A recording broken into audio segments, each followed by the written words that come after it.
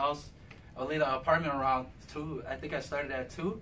And I would leave the apartment around 1:45 and still be able to make it to work on time. Now, you rely on your wheelchair for your work, Yes. for your living, for your Yes. recreation.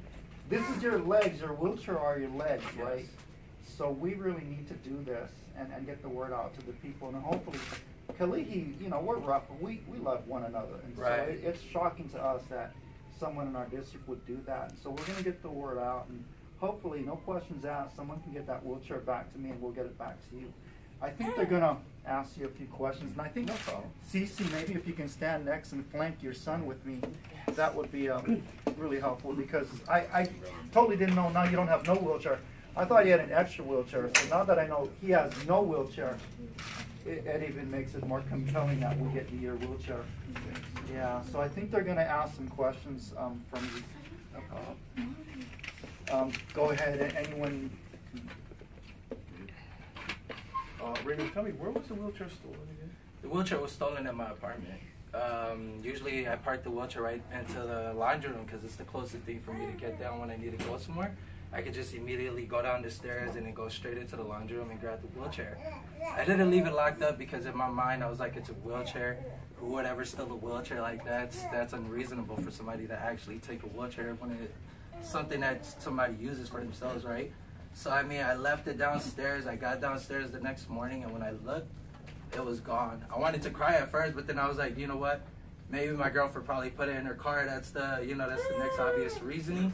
I went to the car, I looked, and that's when I started shedding tears. I was like, oh my God, somebody stole my wheelchair. I was hurt and devastated, but I tried keeping my spirits up that day, but it was very hard. What does a wheelchair mean to you? Wheelchair means a lot. I mean, that's my legs. Whenever I'm a street performer. I love to go to Waikiki every Friday, and I love to do magic. However, the best way for me to get around in Waikiki that I realized was using a wheelchair. When I first went out to Waikiki to perform magic, I was on 2 crutches, and I realized the furthest I could go was probably half a mile, not even half a mile. That was one of the struggles for me trying to get around in Waikiki doing magic. So I was like, you know what? Let me put my ego and my pride aside and let me just use the wheelchair. I got onto the wheelchair, and I seen how fascinating it was for me to go from one bar to the next bar quickly without even like struggling for anything. So yeah, that's really a big part of my life. What do you hope to have happen? I just want to see the wheelchair come back. The wheelchair itself is a sentimental value for me only because I got it for free, and it was like the first thing that I got that cost so much for free, right? And then on top of that, like the fact that I put so much into it, like I used to sit there at night because I can't drive. So I used to sit there and tell myself, you know, like when people's cars got broken into or something like that, I used to be like, dang, I wouldn't know how that felt because I can't drive, right? But then like when the wheelchair got stolen, I was like, that was a feeling right there. I was like, oh my God, like my wheelchair is gone. It's kind of like a car being gone or somebody stole a radio out of a car. It was just a missing part of my life. I was like, dang. Representative, can I ask you a question? Absolutely. Good.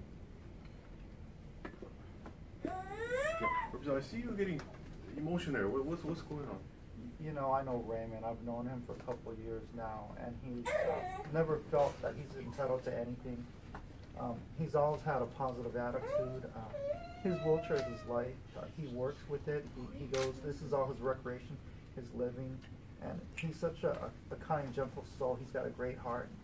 And when we met, the first time we met, it was electric. He did a card game with me, and we got close, and we've never been apart since then. And for someone to steal his wheelchair, again, Kalihi, we're tough, but we don't do that, and it's devastating. And so I told Cece, I'll tell your son, we're going to do our best to get his wheelchair back. So we'll just make it a plea out there. It's not the right thing to do, Kalihi. Call me up, no questions asked. I just want Raymond, I want Paulie Houdini to get his wheelchair back. He's so kind. He doesn't say negative things to anybody. Of all people, this is not right. Not for him. A kind person like him, never negative. He never feels sorry for himself. Never felt that he was entitled to anything. He's good people. It's not right. Question, Mom? Go ahead.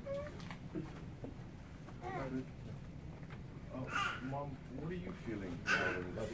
Well, the whole thing with me is Raymond, like I told Mizuno, this is his legs. This is how he gets to work. This is how he commutes. This is how he gets to wherever he needs to get. Raymond is the only one that don't live with me. He kind of, him and his girlfriend got their own place, and that's where his wheelchair got stuck. So this is his legs to come back and forth, because we're like maybe about 10 minutes away. So he comes back and forth to see mom, grandma, all of us, because our family's very family oriented, and you know, just seeing his wheelchair gone, that's his leg. So he wasn't able to come see us, and that's the reason why. Is because really, Kalihi, I mean, we are what we are, but to take a wheelchair from somebody that, you know, it's like, that's ridiculous, you know. And then it's a gated community. It's kind of weird how somebody would just come in and take it, and it's a gated community, you know. So that's my whole thing. I think, you know, and then he came the day his wheelchair got stolen. I've never seen Raymond cry. That day he came in, he was like, Mom, you know, somebody stole my wheelchair. And I was like, no, that couldn't be. He was like, yeah. How serious? Raymond's a joker, so I thought, okay, he's joking. So when I seen tears in his eyes, that's when I knew it was serious. Tell me a little bit more. How does it make you feel that someone would actually do this? How does it make me feel? It's, I guess I can say that it's, you know, it's not right. You know, it's not right for you to just come and take anything that do not belong to you. I mean, and then a wheelchair, you know, it's like, why would you take the wheelchair? You know, and it's like, I heard a lot of stories about people, but when it hits your own family, it's heartbreaking.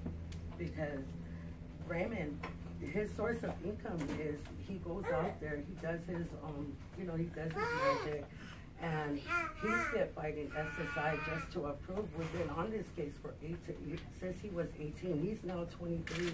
They keep denying him, and this is his only source of income. You know, so for me, whoever took the wheelchair, you know, it's sentimental to him. You know, so I feel like, you know, if you have the wheelchair, that's all we want. Just bring the wheelchair back.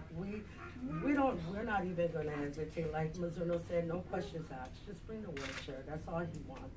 Police, have they done anything, or you made a report? Raymond? I personally didn't make. I personally didn't make a report. I mean, I went to go visit one of my friends, and he asked me, "Oh, did you make a report?" And I was like, "You can make a report on like wheelchairs like that." I didn't know, so I haven't made a report. Plus, it was my fault as well because I didn't lock it up. My mind was thinking, like I said, I wouldn't expect anybody to steal the wheelchair. However, now that I do know, I know for a fact that when I do get the next wheelchair, I got to start locking it up. I don't keep my wheelchair downstairs, so now it's harder for me. Because now that I can't keep my wheelchair downstairs in the laundry, I usually take it upstairs and I keep it in the house. And we live on the second floor, so like my girlfriend carries the wheelchair up the stairs into the apartment, and right after she's done, like when she leaves to work, whenever I need to go, now it's harder for me because now I got to take the wheelchair literally from outside, from out of the house downstairs, you know? It's just a struggle. Yo, Raymond, do you have any messages to the guys who jacked your chair? Anything you want to say to them if they see this? You know, at first I was harsh on it. My mind was like literally going crazy. I was upset. So many emotions was flowing through me, not even positive emotions. It was all negative emotions, all towards the person that took it. I think for a couple of days after, like, I've been thinking about it, it's been really easing on my soul, and I've been, like, you know, thinking about it. I've been telling myself, you know, it's come to that point where if it comes back, it comes back. If it doesn't come back, you know, the Lord will always provide. That's what they say. So, you know, for the person that took the wheelchair, if you're willing to bring it back, God bless your soul. If you're not willing to bring it back, hey, keep it. I'll find another one. I'll work up